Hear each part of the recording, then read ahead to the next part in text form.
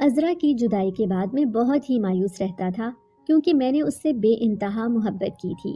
میں نے کبھی بھی نہیں سوچا تھا کہ عذرا مجھے اس طرح چھوڑ کر چلی جائے گی، کیونکہ میں نے تو جینے مرنے کی قسم کھائی ہوئی تھی اور اس کے ساتھ شادی کرنے کا وعدہ بھی کیا تھا، مگر وہ بے وفا مجھے چھوڑ کر چلی گئی۔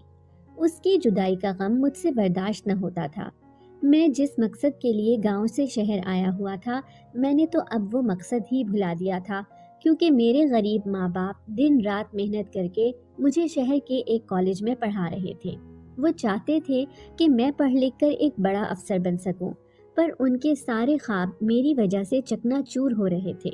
مجھے اپنے ماں باپ کی بھی فکر نہ تھی، میں صرف اس بے وفا کی فکر میں دن رات روتا رہتا تھا۔ میں اپنے ماں باپ کے بھیجے ہوئے پیسے جو کہ میری پڑھائی کے لیے ہوتے تھے، وہ سارے کے سارے میں اس عذرا پر خرچ کر چکا تھا۔ اب تو میرے پاس کالج کی فیس جمع کرانے کے بھی پیسے نہ تھے۔ پیسے تو کیا، میں تو اپنی جان دینے کے لیے بھی تیار تھا، پر وہ میری محبت کو سمجھ نہ پائی اور مجھے چھوڑ کر چلی گئی۔ عذرا سے میری ملاقات میرے ہی کالج میں ہوئی تھی اور محبت کا اظہار بھی اسی کی طرف سے ہوا تھا۔ میں تو ایک گاؤں سے آیا ہوا سیدھا سادھا سا لڑکا تھا۔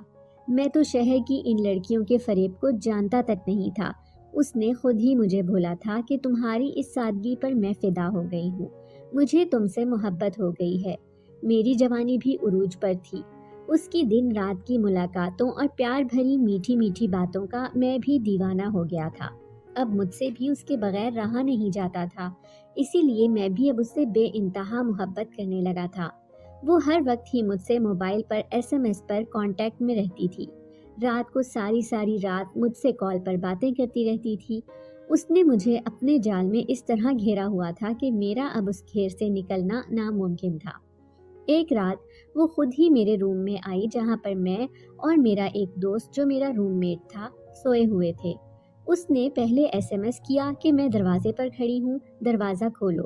جب میں SMS کی بیل پر نہ اٹھا تو اس نے دروازے کو ناک کرنا شروع کر دیا۔ مجھ سے پہلے میرے دوست نے جا کر دروازہ کھولا۔ وہ عذرا کو دیکھ کر کافی حیران اور پریشان ہونے لگا۔ وہ عذرا سے بول رہا تھا کہ تم اس وقت ہمارے روم میں کیا کر رہی ہو؟ تو ان دونوں کی آواز پر میں بھی اٹھ گیا اور مجھے اٹھتا دیکھ کر عذرا فوراً ہی میرے پاس آ گئی اور مجھے کہنے لگی کہ مجھے اپنے کمرے میں بہت زیادہ ڈر لگ رہا ہے، مجھے نیند نہیں آ رہی۔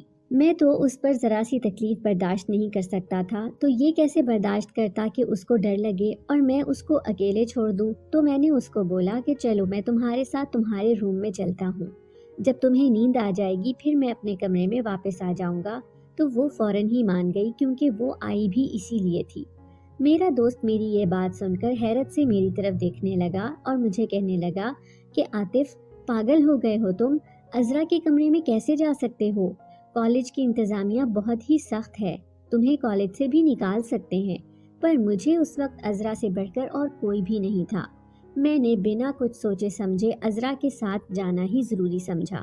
جب میں اس کے کمرے میں پہنچا تو وہ اپنے بیڈ پر لیٹ گئی اور میں اس کے سرہانے ہی بیٹھ گیا اور اس کے بالوں میں اپنی انگلیاں پھیرنے لگا، جس طرح اسے جلدی ہی نیند آ جائے۔ پر نیند کا آنا اب ناممکن تھا۔ جوان خون تھا اور کمرے میں بھی ہم دونوں اکیلے تھے، تو نہ چاہتے ہوئے بھی ہم دونوں کے بیچ میں وہ سب کچھ ہو گیا جو نہیں ہونا چاہیے تھا۔ اس وقت تو دونوں ہی اپنے ہوش گنوا بیٹھے تھے، پر جب ہم کو یہ احساس ہوا کہ جو کچھ بھی ہوا ہے وہ سب کچھ بہت ہی غلط ہوا ہے، تب ہمیں ہوش آیا اور ہم دونوں ہی اپنی غلطی پر پچھتانے لگے۔ میں نے عذرا سے وعدہ لیا کہ یہ بات ہم دونوں کے درمیان ہی رہے گی، کسی کو بھی معلوم نہیں ہوگی، تو اس نے بھی وعدہ کر لیا اور کہا کہ میں کسی کو بھی نہیں بتاؤں گی۔ تم تو لڑکے ہو، میں لڑکی ہوں، تو تم سے زیادہ بدنامی میری ہو جائے گی اگر کسی کو اس بات کے بارے میں معلوم ہو گیا۔ میں نے اس کو یقین دلا دیا کہ اس بات کے بارے میں کسی کو بھی معلوم نہیں ہوگا۔ اس کے بعد میں اپنے کمرے میں آ گیا اور سو گیا۔ مجھے اپنی غلطی کا تو احساس تھا، پر دل ہی دل میں بہت زیادہ خوش تھا کہ اب عذرا مجھ سے کبھی بھی دور نہیں ہوگی، کیونکہ ہم دونوں کے درمیان جو کچھ بھی ہو چکا ہے، اس کے بعد عذرا صرف میرے ساتھ ہی شادی کرے گی اور کسی سے بھی شادی نہیں کرے گی۔ پر اگلی صبح عذرا کا رویہ دیکھ کر میرے تو ہوش اڑ گئے، کیونکہ اس کا رویہ میرے ساتھ بہت ہی عجیب تھا۔ وہ مجھ سے اکھڑے اکھڑے لہجے میں بات کر رہی تھی۔ میں اس کے پاس جا کر بیٹھ رہا تھا تو وہ وہاں سے اٹھ جاتی۔ مجھے سمجھ میں نہیں آ رہا تھا کہ وہ ایسا کیوں کر رہی ہے، کیونکہ غلطی صرف میری نہیں، ہم دونوں کی ساتھ ساتھ ہی تھی۔ عذرا نے خود ہی مجھے اپنے کمرے میں بلایا تھا اور ہم دونوں کے بیچ میں جو کچھ بھی ہوا تھا ان سب کی شروعات بھی عذرا نے ہی کی تھی۔ میں یہ سمجھ رہا تھا کہ وہ یہ سوچ رہی ہے کہ میں اس سے اب شادی نہیں کروں گا، تو میں نے اس کو بول دیا کہ تمہاری سوچ بہت ہی غلط ہے۔ میں کل بھی تم سے محبت کرتا تھا اور تم سے شادی کرنا چاہتا تھا، اور آج تو مجھے تم سے اور زیادہ محبت ہو گئی ہے۔ تو تم چاہو تو ہم آج ہی کورٹ میرج کر لیتے ہیں، میں تم سے شادی کرنے کے لیے اب بھی تیار ہوں۔ تو عذرا نے کہا کہ مجھے تم سے شادی نہیں کرنی۔ یہ بات سنتے ہی میں حیران ہو گیا کہ وہ اس طرح کیوں بول رہی ہے، جبکہ اب تو ہمارے بیچ میں سب کچھ ہو چکا تھا۔ میں نے جب اس سے وجہ پوچھی تو اس نے مجھے کہا کہ میں تم سے خوش نہیں ہوں، جا کر اپنا اچھے سے علاج کرواؤ، تم بہت ہی کمزور مرد ہو، تمہاری مردانگی میں وہ دم نہیں ہے کہ کوئی بھی لڑکی تم سے شادی کرے۔ عذرا کی یہ بات سنتے ہی میرے سر پر آسمان ٹوٹ پڑا کہ وہ یہ سب کیسے بول سکتی ہے۔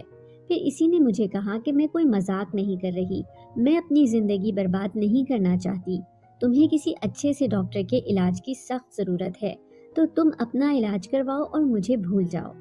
عذرا کی باتیں میرے دل و دماغ پر کافی گہرا اثر کر چکی تھی، اور میں اس سوچ میں کافی پریشان تھا کہ عذرا کی باتیں سچ ہیں یا وہ مجھ سے شادی نہ کرنے کا بہانہ کر رہی ہے۔ اس پریشانی کو دور کرنے کے لیے میں ہسپتال چلا گیا اور ایک اچھے ڈاکٹر سے اپنا ٹیسٹ کروایا تو مجھے معلوم ہوا کہ عذرا بالکل ٹھیک کہہ رہی ہے۔ ڈاکٹر نے جب میری رپورٹس دیکھی اور مجھے بتایا تو میں پریشانی کے سمندر میں اور ڈوبتا چلا گیا۔ ڈاکٹر نے مجھے کہا کہ تم کبھی بھی باپ نہیں بن سکتے۔ یہ خبر سنتے ہی میرے سر پر آسمان ٹوٹ پڑا۔ مجھے اپنی کمزوری سے زیادہ اس بات کی فکر تھی کہ اب عذرا کبھی بھی مجھ سے شادی نہیں کرے گی، وہ ہمیشہ کے لیے مجھ سے دور ہو جائے گی۔ ڈاکٹر نے مجھے کچھ میڈیسنز لکھ کر دیں جو میں نے لے کر اسی وقت ہاسٹل کے اپنے روم میں چلا آیا۔ اب میرا نہ کالج میں دل لگتا اور نہ ہی پڑھائی میں۔ عذرا نے مجھ سے مکمل طور پر رابطہ ختم کر دیا تھا۔ سارے دوست مجھ سے میری پریشانی کی وجہ پوچھتے تھے، پر میرے پاس ان کے لیے کوئی بھی جواب نہیں تھا۔ کچھ ہی دنوں کے بعد کالج کی چھٹیاں ہو گئی تو میں اپنے گاؤں واپس چلا گیا۔ وہاں پہنچتے ہی مجھے پتا چلا کہ میرے گھر والے تو میری شادی کروانے کے بارے میں سوچ رہے تھے، کیونکہ میری منگنی بچپن میں ہی میری ایک کزن کے ساتھ کر دی گئی تھی جو میری چچا زاد تھی۔ میں اپنے بھائیوں میں سب سے بڑا تھا، اسی لیے میرے ماں باپ چاہتے تھے کہ اب میری جلد از جلد شادی ہو جائے۔ میں نے اپنے گھر والوں کو کافی سمجھانے کی کوشش کی تھی کہ میں فی الحال شادی نہیں کر سکتا، مجھے اپنی پڑھائی مکمل کرنی ہے اور اپنے پیروں پر کھڑا ہونا ہے، کوئی نوکری ڈھونڈنی ہے اور شہر میں ہی اپنا گھر بسانا ہے، پر میری بات ماننے کے لیے کوئی بھی تیار نہیں تھا۔ میرے گھر میں میری شادی کی تیاریاں عروج پر تھیں۔ میں شرم کے مارے کسی کو بھی یہ بات نہیں بتا پا رہا تھا، اسی لیے میں بہت زیادہ پریشان تھا۔ میں اپنی منگیتر کزن کی زندگی اب کیسے برباد کر سکتا تھا، کیونکہ ڈاکٹر نے مجھے بول دیا تھا کہ میں کبھی بھی باپ نہیں بن سکتا۔ تیاریاں مکمل ہو گئیں تو شادی کا دن بھی آ گیا، پر میں اس شادی سے بالکل خوش نہیں تھا۔ میرے گھر والے اس قدر خوش تھے کہ میں ان کی خوشیاں چھین بھی نہیں سکتا تھا، اور شرم کے مارے کچھ بتا بھی نہیں پا رہا تھا، اسی لیے ہم دونوں کی شادی ہو گئی اور وہ میری بیوی بن گئی۔ میں نے اپنی بیوی کو کچھ بھی نہیں بتایا اور میں نے اس کے ساتھ اپنے ازدواجی تعلقات نارمل ہی رکھے، جس طرح سے ایک میاں بیوی میں ہونے چاہیے۔ میری شادی کی اگلی صبح کو میں یہی سوچ رہا تھا کہ میری بیوی دل ہی دل میں میرے بارے میں وہی سوچ رہی ہوگی جو عذرا نے مجھے کہا تھا کہ وہ مجھ سے خوش نہیں ہے، تو ظاہر ہے میری بیوی بھی مجھ سے خوش نہیں ہوگی۔ پر اس کے چہرے سے مجھے کوئی ایسی مایوسی نظر نہیں آ رہی تھی، اس کا چہرہ تو پہلے سے بھی زیادہ کھلکھلا رہا تھا۔ میں نے یہی سوچا کہ عذرا تو شہر کی پڑھی لکھی لڑکی ہے، وہ اپنے حق کے لیے کچھ بھی بول سکتی ہے اور صاف لفظوں میں بیان کر سکتی ہے، جبکہ میری بیوی شہنیلا تو گاؤں کی ایک ان پڑھ لڑکی ہے، وہ کیا کچھ بولے گی۔ جس طرح میں شرم کے مارے کچھ بھی نہیں بول پایا، وہ بھی اسی طرح شاید کچھ نہیں بول پا رہی، اور اپنی زندگی کو اس طرح میرے ساتھ برباد کرنے پر اب راضی ہو گئی ہے۔ شہنیلا سے شادی کرنے کے بعد میرے گھر والے تو خوش تھے ہی، پر ساتھ ساتھ میں بھی کافی خوش تھا۔ شہنیلا نے مجھے اتنی محبت اور اتنا پیار دیا تھا، جس کے بعد اب عذرا کی یادیں مجھے بہت کم آنے لگی تھی۔ ایسا نہیں تھا کہ میں عذرا کو مکمل طور پر بھول گیا تھا، کیونکہ وہ تو میری پہلی محبت تھی اور پہلی محبت کو کوئی انسان بھول نہیں پاتا۔ پر شہنیلا کی محبت دیکھ کر اب میں عذرا کو بہت کم یاد کیا کرتا تھا۔ کچھ ہی دنوں کے بعد میری کالج کی چھٹیاں ختم ہو گئیں تو مجھے شہر جانا پڑ گیا۔ میرے جانے سے شہنیلا بہت ہی غمگین ہو رہی تھی اور مجھے کہہ رہی تھی کہ عاطف مت جائیں، میں آپ کے بغیر اب ایک دن بھی نہیں رہ سکتی۔ شہنیلا کے بغیر رہ تو میں بھی نہیں سکتا تھا، کیونکہ اس نے میرے دل میں اپنے لیے ایک الگ مقام بنا لیا تھا۔ جس طرح اس نے کچھ ہی دنوں میں مجھے پیار اور اتنی عزت دی تھی، پر مجبوری تھی، پڑھائی کا معاملہ تھا، مجھے جانا بھی ضروری لگ رہا تھا۔ شادی سے پہلے تو میں ویکینڈ پر گھر نہیں آتا تھا، کیونکہ کافی سارا خرچہ ہو جاتا تھا، تو میں فضول خرچی کرنا نہیں چاہتا تھا، اور عذرا پر بھی میرا کافی خرچہ ہو جاتا تھا، تو پیسے بہت مشکل سے بچتے تھے۔ اب میں نے شہنیلا کو کہہ دیا تھا کہ میں ہر ویکینڈ پر تم سے ملنے ضرور آیا کروں گا۔ پھر جب میری کالج کی پڑھائی مکمل ہو جائے گی تو میں اسی شہر میں کوئی نوکری دیکھ لوں گا اور وہاں پر کوئی کرائے کا مکان لے کر تمہیں اپنے ساتھ شہر لے جاؤں گا اور ہم دونوں ساتھ ہی رہیں گے۔ یہ بات سن کر شہنیلا تھوڑی خوش ہونے لگی اور اس نے خوشی خوشی مجھے جانے کی اجازت دے دی۔ میں جیسے ہی کالج پہنچا تو مجھے پتا چلا کہ میرے دوستوں کے تھرو عذرا تک یہ خبر پہنچ چکی تھی کہ میں نے شادی کر لی ہے۔ کلاس ختم ہونے کے بعد جب عذرا مجھ سے ملی تو اس نے کہا کہ تم نے اچھا نہیں کیا، ایک لڑکی کی زندگی برباد کر کے تمہیں شادی نہیں کرنی چاہیے تھی، بلکہ ابھی کچھ سال اپنا علاج کروانا چاہیے تھا۔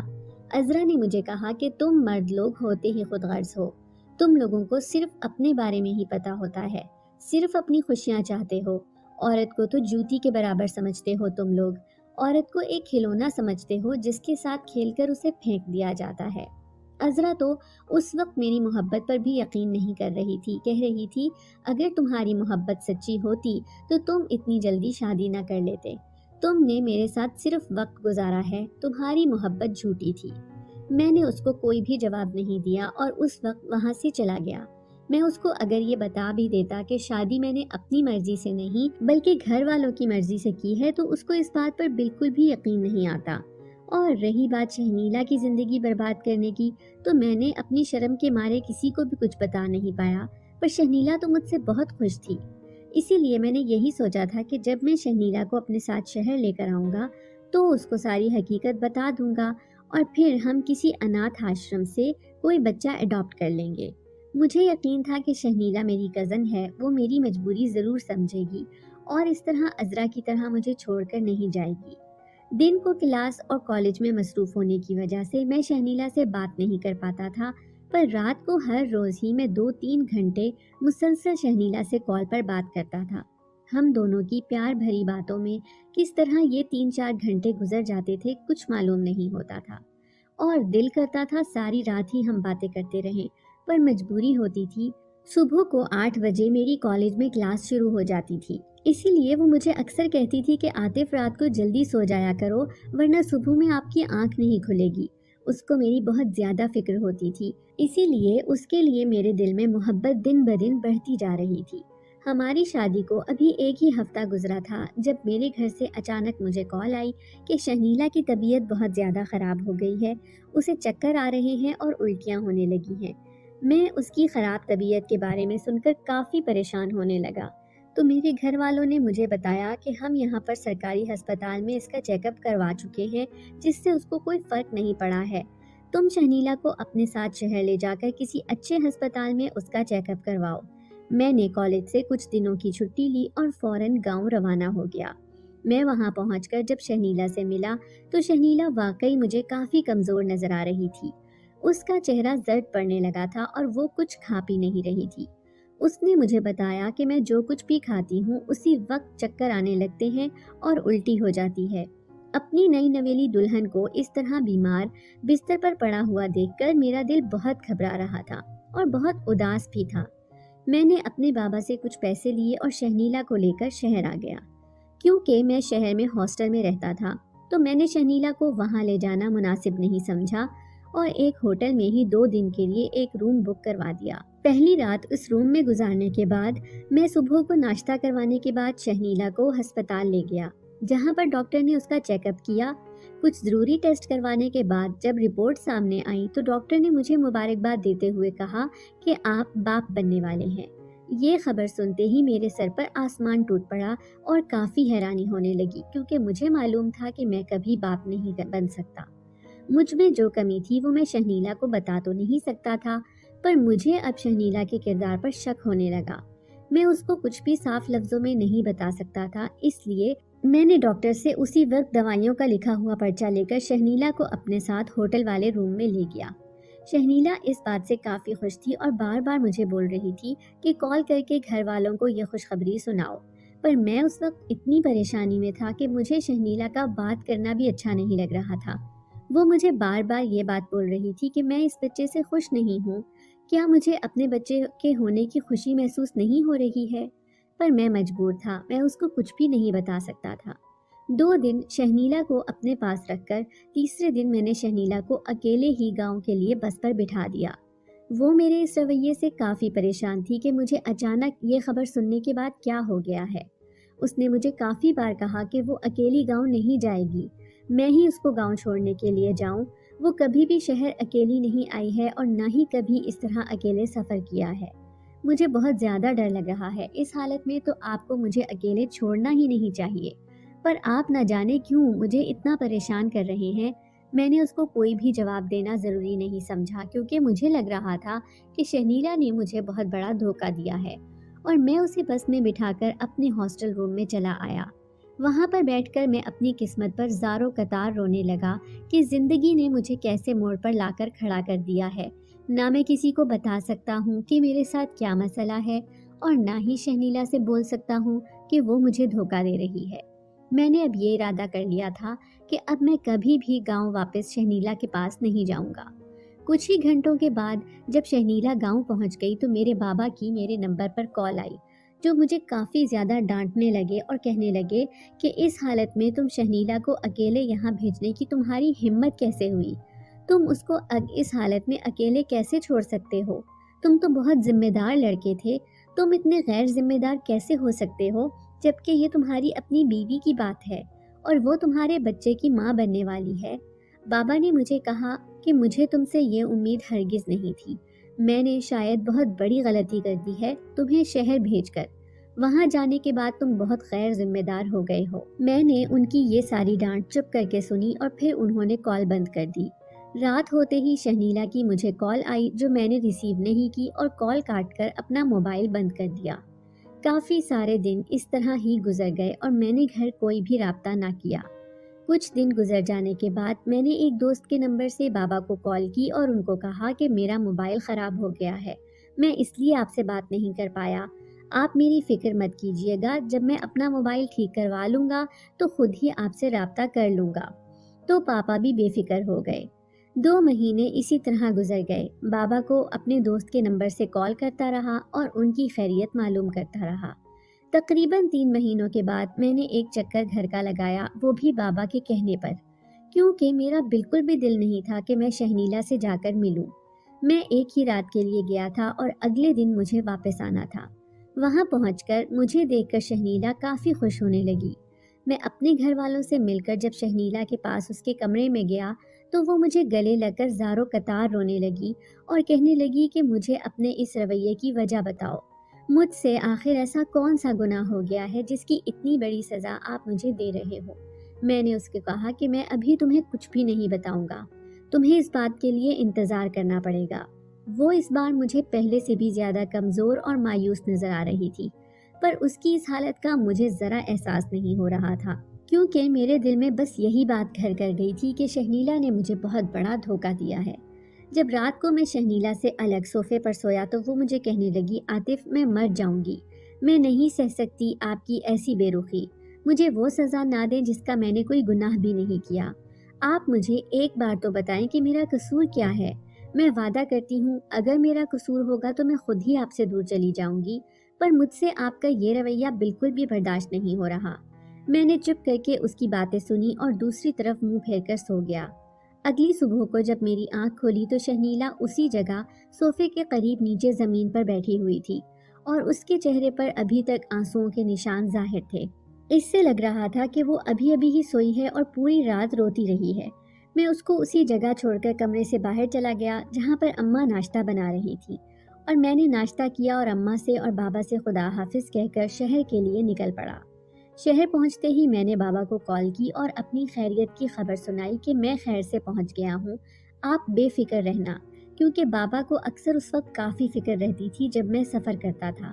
میں بابا سے ابھی کال پر بات کر ہی رہا تھا کہ شہنیلا نے بابا سے فون لے لیا اور مجھ سے کہنے لگی کہ میں اس کو بنا بتائے ہی چلا گیا اور اس کو خدا حافظ کہنا بھی ضروری نہیں سمجھا۔ میں نے شہنیلا کی بات کا کوئی بھی جواب نہیں دیا اور کال بند کر دی۔ 2 مہینوں کے بعد میری کالج کی پڑھائی مکمل ہو گئی تو میں نے نوکری کی تلاش شروع کر دی۔ کچھ دن کوشش کرنے کے بعد مجھے ایک بہت ہی اچھی نوکری مل گئی، جس کے بارے میں نے بابا کو بتایا تو وہ لوگ بھی کافی خوش ہونے لگے۔ میں اپنی ڈیوٹی میں خود کو بہت زیادہ مصروف رکھتا تھا اور اب گھر پر بات میری بہت ہی مشکل سے ہو پاتی تھی۔ اسی طرح وقت گزرتا رہا۔ میں اپنی سیلری میں سے آدھی رقم اپنے گھر بھیج دیا کرتا تھا۔ کچھ ہی مہینوں کے بعد میرے نمبر پر بابا کی کال آئی اور اس وقت رات کے 2 بج رہے تھے۔ میں نے کافی پریشان ہو کر کہا کہ اس وقت کیا بات ہو سکتی ہے کہ بابا نے اتنی رات گئے مجھے کال کی ہے۔ جیسے ہی میں نے کال ریسیو کی تو بابا نے مجھے اسی شہر کے ایک ہاسپٹل کا نام بتایا کہ فلاں ہاسپٹل میں ہم تمہاری بیوی کو لے کر آئے ہیں، جلدی سے آ جاؤ۔ میں سمجھ گیا کہ شاید اب اس کے بچہ پیدا کرنے کا وقت آ گیا ہے، اسی لیے میرا دل بالکل بھی نہیں کر رہا تھا کہ میں شہنیلا کے پاس جاؤں، پر بابا کے بلانے پر مجھے جانا بھی ضروری تھا۔ میں جلدی میں اٹھا اور ہسپتال چلا گیا۔ وہاں پر پہنچ کر میری جب نظر شہنیلا پر پڑی تو وہ درد سے چلا رہی تھی۔ اس کی اتنی زیادہ تکلیف مجھ سے دیکھی بالکل بھی نہیں جا رہی تھی۔ تھوڑی ہی دیر کے بعد ڈاکٹر آئی اور شہنیلا کو لیبر روم میں لے گئی۔ تقریباً 1 گھنٹہ گزر جانے کے بعد ڈاکٹر نے بابا سے آ کر پوچھا کہ اس لڑکی کا شوہر کون ہے۔ بابا نے جب ڈاکٹر کو میرے بارے میں بتایا تو اس نے مبارکباد دیتے ہوئے ایک چھوٹا سا بچہ میرے ہاتھ میں آ کر پکڑا دیا۔ میں نے جب بچے کی طرف دیکھا تو وہ بہت ہی معصوم اور پیارا سا تھا۔ وہ میری طرف دیکھ کر مسکرا رہا تھا۔ مجھے ایسے لگ رہا تھا جیسے وہ مجھ سے سوال کر رہا ہو کہ بابا آپ مجھ سے کیوں ناراض ہیں؟ آپ مجھ سے کیوں بات نہیں کر رہے؟ آپ کو میرے آنے کی ذرا خوشی محسوس نہیں ہو رہی؟ آپ نے میری وجہ سے میری ماں کو بھی سزا دی ہے۔ بچے کی طرف دیکھ کر میری آنکھوں سے آنسو نکلنے لگے، جو میری ماں نے اسی وقت آ کر میرے گالوں سے صاف کیے اور کہا، بیٹا جب تم پیدا ہوئے تھے اس وقت تمہارے بابا بھی اسی طرح خوشی میں رو رہے تھے جس طرح ابھی تم نے اپنے بیٹے کی خوشی میں آنکھوں سے آنسو بہائے ہیں۔ بابا اور اماں اس بچے کے آنے سے کافی زیادہ خوش تھے، پر میرے ذہن میں صرف یہی بات چل رہی تھی کہ یہ بچہ میرا نہیں ہے، شہنیلا نے مجھے دھوکہ دیا ہے۔ میں اس بات کو نہیں بھول سکتا تھا۔ میں کیونکہ اس وقت ہسپتال میں موجود تھا تو میں نے اس بچے کا DNA ٹیسٹ کروانے کے بارے میں سوچا اور اس کو لیبارٹری لے گیا۔ جب ٹیسٹ کے لیے میں نے سیمپل دیا تو میرے ذہن میں صرف یہی خیال آ رہا تھا کہ ابھی رپورٹ آ جائے گی اور مجھے پتہ چل جائے گا کہ اس بچے کا باپ میں نہیں ہوں۔ جب رپورٹ آئی تو دیکھ کر میں حیران ہی رہ گیا کہ وہ بچہ تو میرا ہی تھا۔ میں یہ سوچ رہا تھا کہ یہ کیسے ممکن ہو سکتا ہے، کیونکہ مجھے تو ڈاکٹر نے کہا تھا کہ میں کبھی بھی باپ نہیں بن سکتا۔ میں وہ رپورٹ لے کر اس ڈاکٹر کے پاس گیا جس نے مجھے کہا تھا کہ میں کبھی باپ نہیں بن سکتا، تو اس نے ایک بار پھر میرا ٹیسٹ کروایا جو بالکل نارمل تھا، اور ڈاکٹر نے مجھ سے معافی مانگتے ہوئے کہا کہ شاید ہمارے لیبارٹری میں ٹیسٹ کی رپورٹ کسی کے ساتھ چینج ہو گئی ہوگی، اسی لیے ہمیں تھوڑی غلط فہمی ہو گئی تھی، آپ ہمیں معاف کر دیں۔ میرا دل کر رہا تھا میں اس وقت اس ڈاکٹر کی جان ہی لے لوں، کیونکہ اس کی وجہ سے میں نے اپنی بیوی کے ساتھ اتنی بڑی ناجائز کی تھی۔ میں نے یہ پورے 9 مہینے کس طرح اذیت سے گزارے تھے یہ صرف میں ہی جان سکتا تھا، پر پھر یہ خوشی کی خبر سنتے ہی میرے دل میں رحم آ گیا اور میں نے اس ڈاکٹر کو معاف کر دیا۔ میں بچے کو لے کر اسی وقت شہنیلا کے پاس گیا، جو کہ اس وقت بہت ہی نڈھال حال میں ہسپتال کے روم میں پڑی تھی۔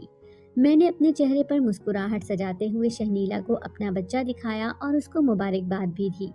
وہ مجھے دیکھ کر کافی خوش ہو رہی تھی، کیونکہ یہ پورے 9 مہینے میرے رویے سے اس نے کتنی پریشانی میں گزارے تھے یہ بات وہ صرف وہی سمجھ سکتی تھی۔